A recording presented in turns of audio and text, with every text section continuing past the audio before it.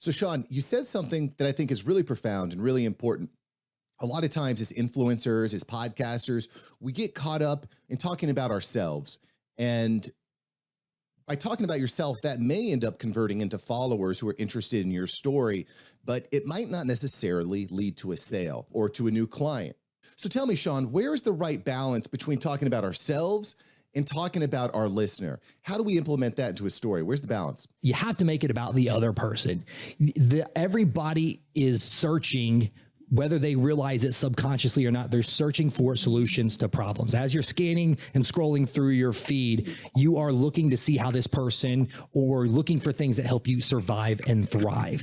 And so in order to do that, you have to be looking for a guide to help you along the way. So whenever you're being more specifically talking about like the influencery type content, it's how you position yourself relative to where that customer or potential customers at in their journey. So it's the talking about Don Miller and the Building a Storybrand book. You want to position yourself as the guide to your customer's story, because your customer is the hero. It's not about you being the hero. It's about you being the guide. The example that he uses is a lot of things from popular movies like Star Wars. Whenever you are talking to your customers, you want to position yourself as the guide, like an Obi-Wan Kenobi versus trying to be the Luke Skywalker, because the customer in their own mind, they want to be the hero of their own story, and they're looking for a guide that's helping them to solve these problems that they're dealing with, or things that will help them survive and thrive. So how you do that by the content that you create to position yourself as a guide and not a hero is you have to do two things. You have to demonstrate authority and express empathy.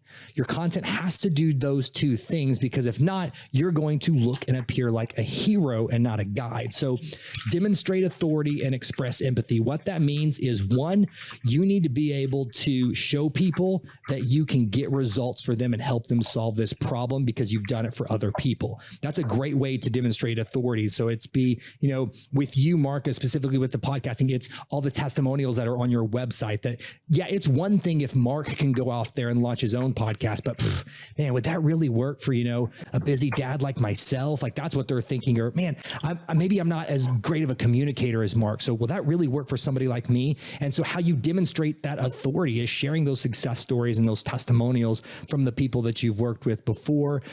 Or another way you can demonstrate authority could be, brands that you've worked with. It could be, if you're especially like somebody, like for my wife, for example, she has an online functional medical practice. There's a lot of people that say they're doing like online health and wellness, but they're personal trainers. Well, my wife has her master's degree in nursing. So how she can demonstrate authority is with credentials that she may have. Thanks for watching Mark SAVANT Media. Here we're going to help you create a better content in less time and turn that attention into income. If you love this video, you're going to love these videos here. Click the one. Me and my team specially selected this just for you. Click the link. Check out the video. I'll catch you here next time on Mark SAVANT Media.